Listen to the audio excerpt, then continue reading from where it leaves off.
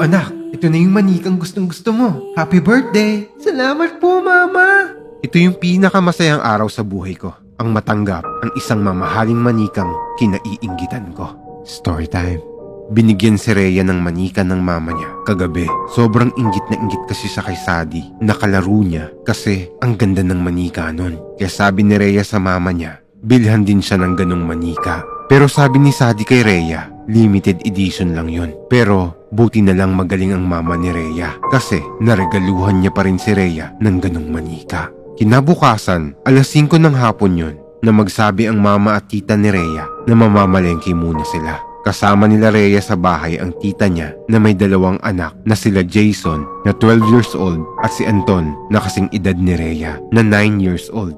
Nang umalis na ang mama at tita ni Rhea, naiwan sila para maglaro. Pag alis ng mama at tita niya, sinarado nila yung pinto para safe sila sa loob ng bahay. Habang naglalaro sila, biglang may kumatok.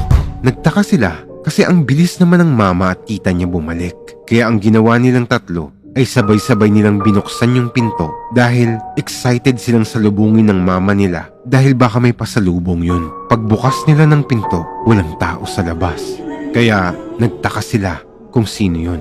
Sinarado nila ulit yung pinto at binaliwala lang nila yun at tumuloy lang sila sa paglalaro. Nang biglang may kumatok na naman. Pero sa pagkakataong ito, si Jason ang nag-volunteer na siya na lang ang magbubukas ng pinto. Pagbukas niya ng pinto, biglang pumasok si Sadie na basang-basa na parang kakaahon lang sa ilog na nakatulala at namumutla at namumuti ang mga mata na parabang ang tagal niya nang nakalubog sa tubig.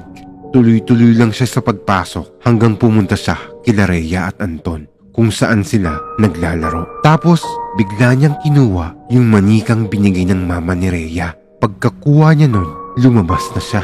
Walang lumabas sa bibig niya ni isang salita. Hindi na raw hinabol ni Rhea at Kuya Jason niya si Sadie kasi sobrang dilim na at natakot talaga sila sa itsura niya. Nang biglang may taong dumating sa bahay nila. Taga-barangay na nagbalita na si Sadie daw ay natagpo ang patay sa may ilog na parang isang araw na raw ang nakakalipas.